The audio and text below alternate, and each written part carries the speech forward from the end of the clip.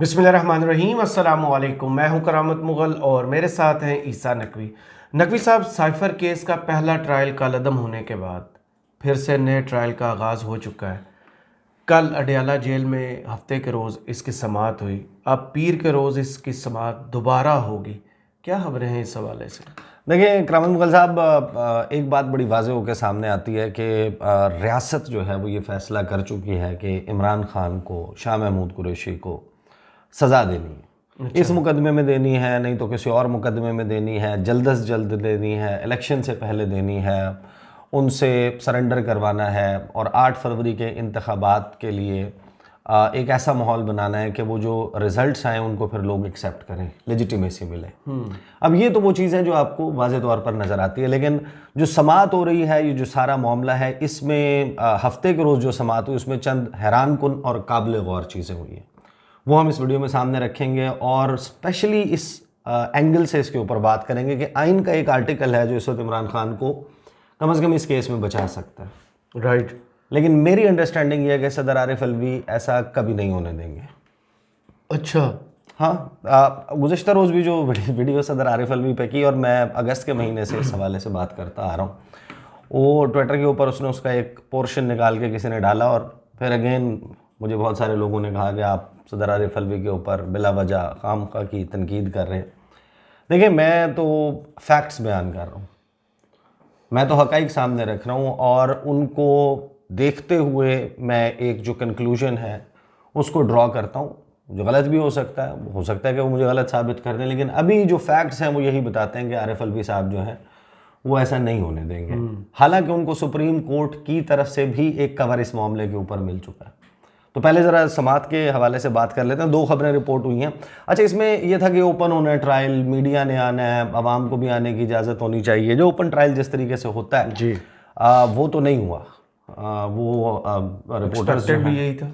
हाँ, जो रिपोर्टर्स हैं उन्होंने इसके हवाले से बात की है। उन्होंने बताया कि किस किस को जाने की इजाज़त दी गई है, कि लिमिटेड किस्म की चीज़ें इन्फॉर्मेशन सामने आई है। बहरहाल जो स्टोरी रिपोर्ट हुई है उसके ऊपर रहते हैं, क्योंकि बाकी जो एंगल्स हैं उसके ऊपर तकरीबन सारे लोग बात कर चुके हैं। अच्छा, एक इमरान खान साहब से मंसूब जो बात के वहाँ पर उन्होंने की और क्या हालात थे समाअत के दौरान, उस पर है जनाब, हमें बकरियों की तरह बंद कर दिया गया, नवाज शरीफ को वहाँ से यहाँ ले आए इमरान खान। ये है हेडलाइन उसकी और लगभग तमाम वेबसाइट्स के ऊपर और अखबारात में यही, उनकी वेबसाइट्स के ऊपर यही खबर मौजूद है। पाकिस्तान तहरीक इंसाफ के साबिक चेयरमैन व साबिक वज़ीर-ए-आज़म इमरान खान ने कहा है कि हमें बकरियों की तरह बंद कर दिया गया, नवाज शरीफ को वहाँ से यहाँ ले आए हैं। ऑफिशियल सीक्रेट एक्ट की खसूसी अदालत के जज अबुल हसनात जुल्करनैन ने साइफर केस की समाअत अडयाला जेल में की। FIA के स्पेशल प्रोसिक्यूटर जुल्फ़िकार नकवी अदालत में पेश हुए, जबकि इमरान खान और शाह महमूद कुरैशी के वकला भी अदालत में पेश हुए। साबिक वज़ीर-ए-आज़म की अहलिया बुशरा बीबी, बहनें अलीमा खान, नौरीन खान और उज़्मा खान भी कमरा अदालत में मौजूद थीं। शाह महमूद कुरैशी के अहल खाना में उनकी बेटी और बेटा ज़ैन कुरैशी भी अदालत में मौजूद थे। इमरान खान ने साइफर केस सुनने वाली खसूसी अदालत में बयान दिया कि बतौर वज़ीर-ए-आज़म साइफर के मामले की तहकीकात का हुक्म दिया। इसमें जो लोग मुलव्वस हैं वो ताकतवर हैं, उन्हें बचाने की कोशिश की जा रही है। उन्होंने कहा कि हमें बकरियों की तरह बंद कर दिया गया, नवाज शरीफ को वहाँ से यहाँ ले आए हैं। दूसरी जानिब अडयाला जेल में साइफर केस की समाअत पीर तक मुलतवी कर दी गई। आज की समाअत में मीडिया नुमाइंदगान और आवाम को दाखिले की इजाज़त नहीं दी गई। साबिक चेयरमैन PTI की अहलिया, बहनें और शाह महमूद कुरैशी फैमिली भी अदालत में मौजूद थी। अब ये एक बात याद रखिएगा कि ये हमेशा, ये मुकदमा हो जाए, इसमें सज़ा होती है नहीं होती, इस बात से हटकर ये हमेशा एक क्वेश्चन ऑफ इंटरप्रिटेशन रहेगा कि इसकी वजाहत आनी चाहिए कि जब आप खान साहब जब वज़ीर-ए-आज़म बने थे, 22 करोड़ थी पाकिस्तान की आबादी, 22 करोड़ का मुंतखब वज़ीर-ए-आज़म, उसके इख्तियारात क्या हैं। अगर वो ये समझता है कि एक इंटरनेशनल कॉन्स्पिरेसी हुई है और उसके शवाहिद उनके सामने ABC मौजूद हैं, वो हो सकता है कि गलत हों, लेकिन उसके ऊपर इन्वेस्टिगेशन, तहकीकात करना, करवाना, उस मामले को पब्लिक करना कि एक बैरूनी दबाव, एक और मुल्क वहाँ पर बैठकर हमारे सफ़ीर को जो बात कर रहा है, जो गुफ्तगू कर रहा है, क्योंकि साइफर के मदरजात जो हैं, साइफर तो सामने नहीं है लेकिन साइफर में जो चीज़ें हैं वो रिप्रोड्यूस हो चुकी हैं, सही। वो ज़बानी भी हो चुकी हैं, मिनट्स ऑफ द मीटिंग। वो क्या वज़ीर-ए-आज़म का इख्तियार है कि वो ये सब कुछ कर चुके हैं, क्योंकि मैं इसके ऊपर बड़ी हम तफसीली वीडियो जो है वो साइफर वाले मामले पे कर चुके हैं और लोगों के पास भी उसकी अवेयरनेस है, तो हम उस सारे प्रोसेस को रिपीट नहीं करेंगे। लेकिन ये एक बड़ा ही दिलचस्प सवाल है और कौमों की तारीख में इस किस्म के सवालात कभी कभी आते हैं। ये बड़े नादिर, बड़े अनोखे सवाल होते हैं। पाकिस्तान में 74-75 साल तक अमेरिका की इन्वॉल्वमेंट रही मुख्तलिफ अदवार में। सब इस बात को एक्सेप्ट करते हैं, सब इस बात को तस्लीम करते हैं कि ऐसा रहा। अमेरिका दुनिया भर में इन्वॉल्व्ड रहता है, इस बात को सब तस्लीम करते हैं। अमेरिका खुद तस्लीम करता है कि हमने कब कहाँ कैसे रिजीम चेंज कराया, कब कहाँ कैसे किस हुकूमत को इन्फ्लुएंस किया, किसका बाजू कैसे मरोड़ा, किसको कैसे इन्फ्लुएंस किया, इसकी तमाम तर जुज़ियात के साथ ये मामला मौजूद है। हमारे यहाँ गुज़श्ता 2 साल में एक अमेरिका मासूम है कि कैंपेन चली है और उसमें हमारे सहाफ़ी, हमारे बहुत सारे दानिश्वर कहलाने वाले लोग, हमारी सियासी जमातें वो अमेरिका को क्लीन चिट के नहीं जनाब अमेरिका तो ऐसा कुछ भी नहीं करता, अमेरिका तो मासूम है, ऐसा क्या हो गया है, उन्होंने नहीं किया होगा। सवाल यह है कि पाकिस्तान को एक मरतबा बैठकर और पाकिस्तानियों को ठंडे दिल से मैं उन अहम मामलात पर सदर की तरफ आता हूँ, एक मरतबा एक वाइट पेपर बनाने की ज़रूरत है कि अमेरिका, जिसको ये कहा जाता है कि हमारे हुक्मरान हमें बताने की कोशिश कर रहे हैं कि वो हमारा स्ट्रेटेजिक पार्टनर है, वो हमारा दोस्त मुल्क है, हमारा एलाय है। अमेरिका सुपर पावर है, अमेरिका इंपॉर्टेंट मुल्क है, अमेरिका के साथ अच्छे ताल्लुकात होने चाहिए, इसमें कोई दूसरी राय नहीं है। लेकिन क्या अमेरिका हमारा स्ट्रेटेजिक पार्टनर है? क्या अमेरिका हमारे दुख और सुख दोनों का साथी है? एक बहुत बड़ा क्वेश्चन मार्क है। वो जिन्होंने बहरी बेड़ों का इंतज़ार किया, 71 की जंग में ये, 65 की जंग में ये हो जाएगा और फलां हो जाएगा, अमेरिका ने पाकिस्तान के साथ जो कुछ किया है ट्रांजैक्शनल रिलेशनशिप के ज़रिए, that needs to be told to the people. और anybody who is sitting in the chair of the chief executive of Pakistan, जो भी बंदा प्राइम मिनिस्टर की कुर्सी पर बैठा हुआ है, द टाइम हैज़ कम कि वो इस मामले के ऊपर आवाम के साथ सच बोले, जिनका वो वोट लेकर है, उनको बताए कि ये क्या करता है। सही, this needs to be told to the people of Pakistan. ये राइट है अच्छा, लोगों का। अब आ जाते हैं इसकी दूसरी खबर जो रिपोर्ट हुई है वो शाह महमूद कुरैशी के हवाले से, और यहाँ से हमारा वो मामला शुरू होता है कि सदर आरिफ अलवी का कहाँ पर क्या किरदार है और क्यों इसमें मेरी ऑब्जर्वेशन में कुछ चीज़ें हैरान कुन हुई हैं, कुछ जुमले हैं ऐसे समात के जो रिपोर्ट हुए हैं, हम उनके ऊपर बात करेंगे। शाह महमूद कुरैशी ने साइफर केस में सदर आरिफ अलवी को तलब करने की दरख्वास्त कर दी, ये रिपोर्ट हुआ। सही, गला क्यों कर दी भाई? साबिक वज़ीर ख़ारिजा शाह महमूद कुरैशी ने साइफर केस में सदर आरिफ अलवी को तलब करने की दरख्वास्त कर दी और कहा कि बताया जाए ट्रायल ऑफिशियल सीक्रेट एक्ट के किस कानून के तहत किया जा रहा है। सदर मुमलिकत अदालत में हल्फ देकर बताएं कि उन्होंने ये तरमीम मंजूर की या नहीं की। अब ये अमेंडमेंट आ गई थी, सबको मालूम है कि कंट्रोवर्सी क्रिएट हुई, उस कंट्रोवर्सी के ऊपर वो आगे हमने एक्सप्लेन करनी है, तो पहले ज़रा इस खबर के ऊपर बात कर। ऑफिशियल सीक्रेट एक्ट की खसूसी अदालत के जज अबुल हसनात जुल्करनैन ने साइफर केस की समाअत अडयाला जेल में की। FIA के स्पेशल प्रोसिक्यूटर जुल्फ़िकार नकवी अदालत में पेश हुए, इमरान खान शाह महमूद कुरैशी के वकला भी पेश हुए, इमरान खान की अहलिया, बहनें, फ़लाँ जो है वो कमरा अदालत में मौजूद थे, शाह महमूद कुरैशी की तरफ से फ़लाँ मौजूद थे। समाअत के दौरान शाह महमूद कुरैशी ने अदालत को कहा कि हमें बताया जाए उनका ट्रायल ऑफिशियल सीक्रेट एक्ट 1923 या 2023 के कानून के तहत किया जा रहा है। किसके, इन दोनों में से किस कानून के तहत किया जा रहा है? हमारे प्रोडक्शन ऑर्डर पर जेल इंतज़ामिया ने हुक्म अदूली किया, हमारी ज़मानत पर इंतज़ामिया ने अदालत में रिकॉर्ड पेश नहीं किया, हमें इस केस में ट्रायल करने की कोशिश जारी है जिसका सर है ना पैर। शाह महमूद कुरैशी ने अदालत को कहा कि सदर मुमलिकत आरिफ अलवी को अदालत तलब किया जाए, वो अदालत में हल्फ देकर बताएं उन्होंने ऑफिशियल सीक्रेट एक्ट का तरमीमी कानून मंजूर किया है या नहीं किया है। फिर शाह महमूद कुरैशी ने कहा कि मेरे पास जहांगीर तरीन जैसे लोग नहीं कि बड़े वकील की खिदमत हासिल कर सकूं। इमरान खान मशहूर शख्सियत है, नामवर वकला उनके केस की पैरवी कर रहे हैं। अच्छा, ये बड़ा हैरान कुन जो है वो एक सीन था। शाह महमूद कुरैशी अदालत ने शाह महमूद कुरैशी से कहा कि आप ये बात सुन लें, आपका एतराज़ ख़त्म हो चुका है, आज मीडिया और पब्लिक अदालत में मौजूद है, आपके वो सिक्योरिटी खदशात के बाइस अदालत में पेश नहीं किया गया, आपको और इमरान खान का ट्रायल अलग नहीं किया जा सकता, ये केस इंटरलिंक्ड है। जज का कहना था कि सदर मुमलिकत ने जो कानून मंजूर किया है उसकी कोई शिक आपके केस में लागू नहीं हो रही, आपका ट्रायल ऑफिशियल सीक्रेट एक्ट की शिक 5 और शिक 9 के तहत होगा। अदालत मेरिट पर अपनी कार्रवाई कर रही है। अब इसमें बहुत ही इम्पॉर्टेंट क्वेश्चन ऑफ लॉ है मेरे ख्याल में कि ये जो तैनाती हुई है ये जो स्पेशल कोर्ट जो है वो फॉर्म हुई है, ये official secret act 2023 amendment bill, उसके तहत ये सारा प्रोसेस हुआ है। जो तफ्तीश करने वाली टीम है जिसने इमरान खान साहब से और शाह महमूद कुरैशी से इन्वेस्टिगेट किया है और जिसने इनको गिल्टी करार दिया है और ये कहा है कि ये इनके ख़िलाफ़ कार्रवाई की जाए, उनको चार्ज किया है, और उस सारे मामले में वो जो टीम बनी है BPS 17 बेसिक पे स्केल ग्रेड 17 के FIA के और दीगर एजेंसियों के अहलकारों की टीम जिसने इन्वेस्टिगेट किया है, वो official secret act amendment bill 2023 के तहत बनी है। अच्छा, 1923 वाले के तहत। जज साहब कह रहे हैं 1923। हाँ, अब ये मेरे ख्याल में तो ये अब अगेन एक legal battle Islamabad high court में जा सकती है सारे मामले पे। किसी ने रेज भी नहीं किया अभी तक। आई डोंट नो, बट उनकी अंडरस्टैंडिंग ये है। अब मेरे ख्याल में अगर आपने टीम ही फॉर्म की है नए कानून के तहत, जो उसकी जुजियात हैं, वो नया कानून भी मौजूद है, कोर्ट भी तो बनी ना। आई डोंट वांट कि मैं इस सारे को दोबारा से दोहरा दूं या पढ़ूं, लेकिन सबको मालूम है कि जो official secret act amendment bill आया है इस्लामाबाद फ्राइडे अगस्त 18, 2023, तो अगर 18 अगस्त को जो जिसका गजट नोटिफिकेशन हुआ है, जिस पे सदर आरिफ अलवी का ये मानना है कि मैंने साइन नहीं किए और उसके बावजूद वो हो गया, वो कंट्रोवर्सी बड़ी दिलचस्प है इन इटसेल्फ। तो ये लूप होल्स और ये फ्लॉर, ये हमेशा इसके ऊपर क्वेश्चन रहेगा। अब ये जितना भी ट्रायल, जितना भी ये सारा मामला हो रहा है, वो एक तरमीम के बाद हो रहा है।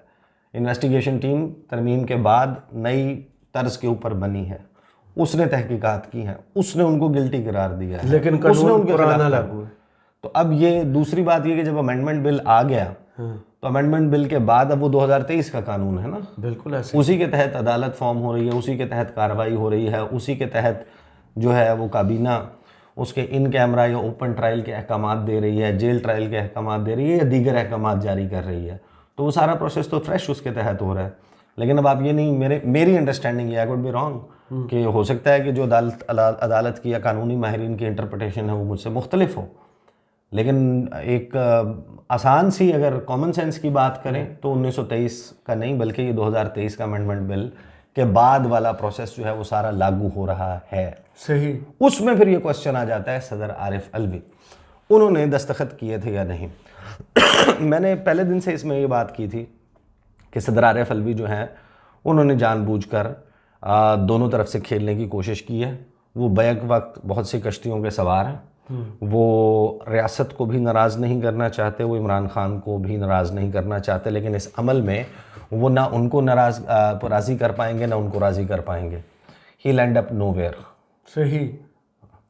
वो जब आप ऐसा करते हैं ना कि मैं इसको भी खुश कर लूँ, मैं इसको भी कर लूँ, उसको भी कर लूँ, आखिर में आप सबसे ज़्यादा ख़राब हो जाते हैं।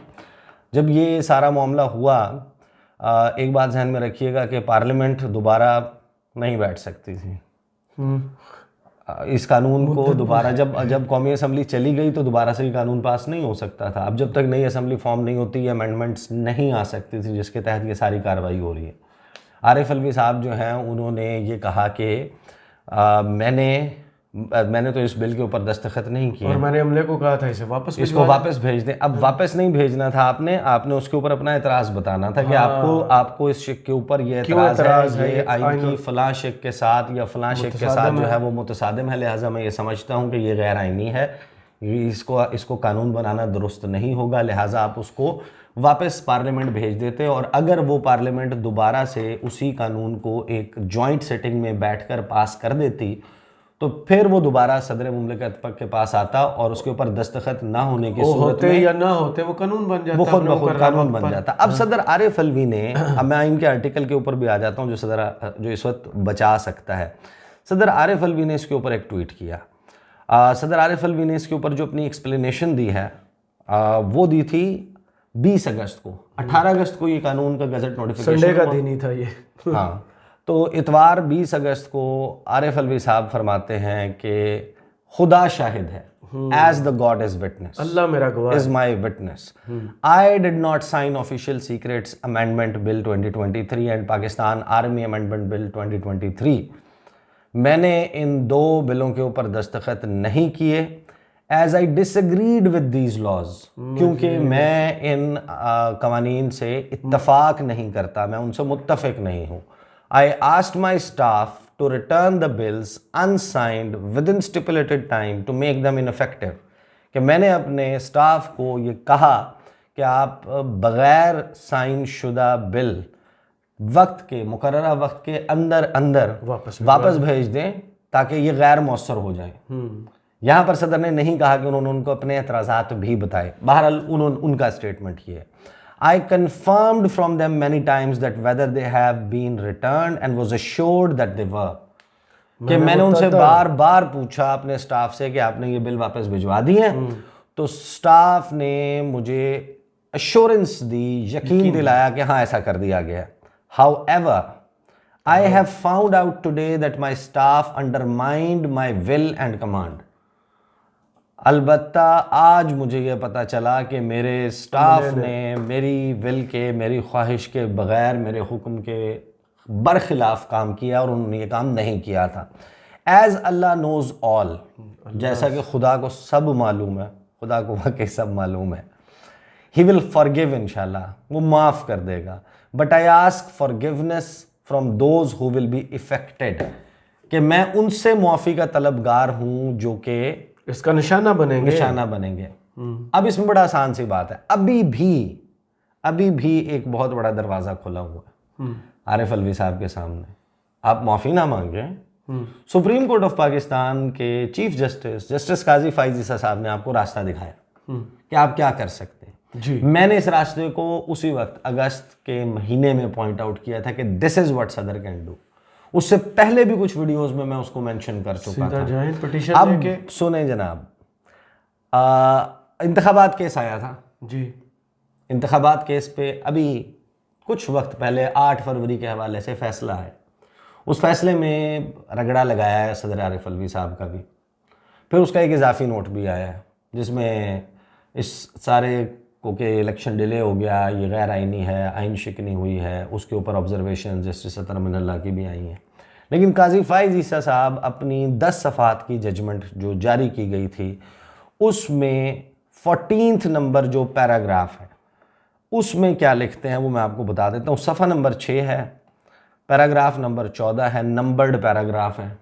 उसमें आरिफ अलवी साहब के मुतल्लिक़ काजी फ़ाइज़ ईसा साहब लिखते हैं, the president in his letter of 15 सितंबर 2023 कि सदर मुमलिकत ने 15 सितंबर 2023 के अपने ख़त में had sought guidance from superior judiciary, उन्होंने आला अदालत से, अदलिया से उनकी रहनुमाई चाही थी। The only possible avenue for the president to seek the Supreme Court's opinion, कि जो वाहिद रास्ता सदर मुमलिकत के पास है कि वो सुप्रीम कोर्ट ऑफ पाकिस्तान से उसकी राय, कानूनी पोजीशन पूछ सकते हैं, किसी मामले के ऊपर गाइडेंस ले सकते हैं, was by invoking article 186 of the constitution reproduced as under.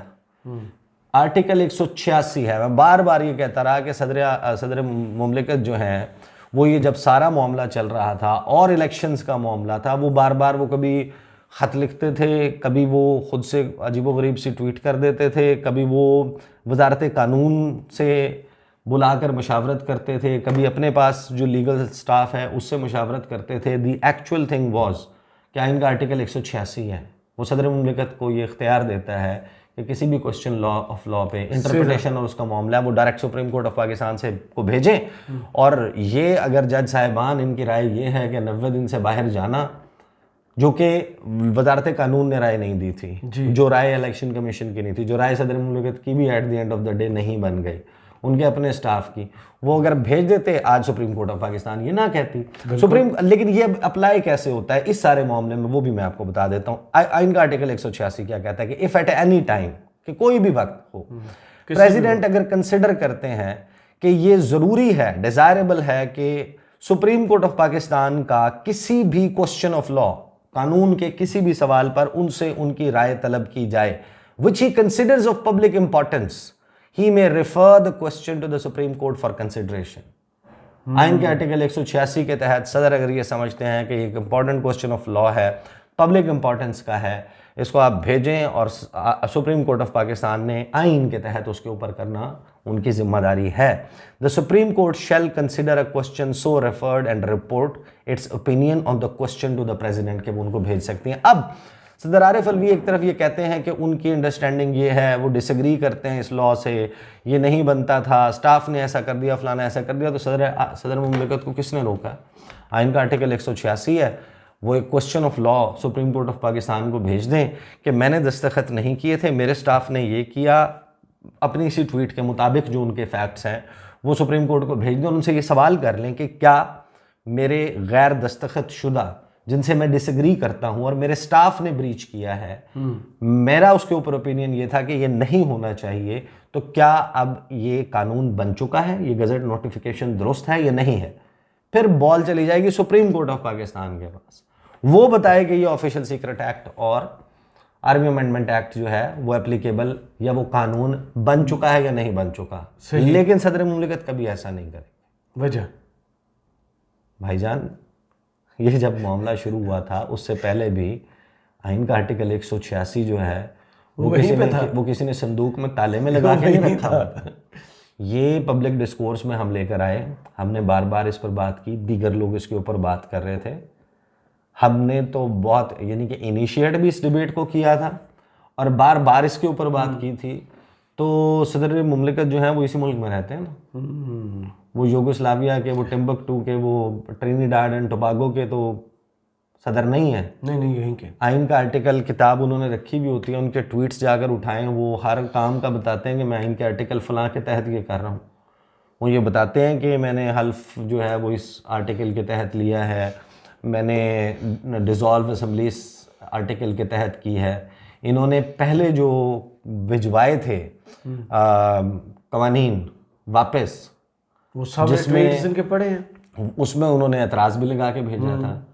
जो supreme court practice and procedure act इन्होंने वापस भेजा था, जिसको बाद में पार्लियामेंट ने मंजूर किया और फिर वो अप्रैल में जाकर मुद्दत पूरी होने के बाद कानून बना।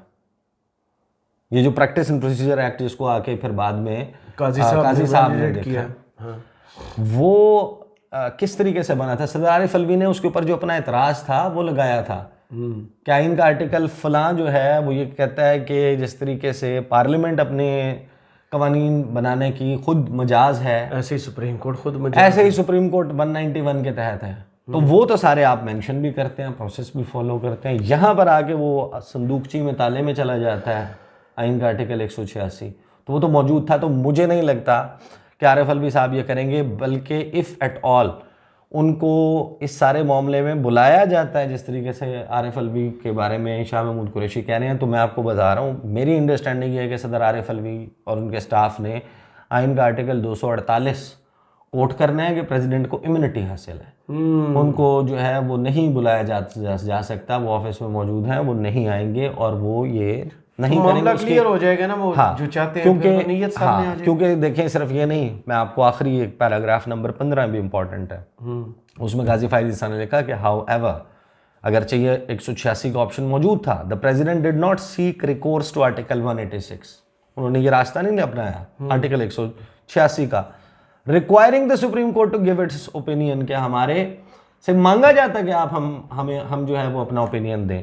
Needless to state, this was the only constitutionally permissible manner for the Supreme Court to provide guidance।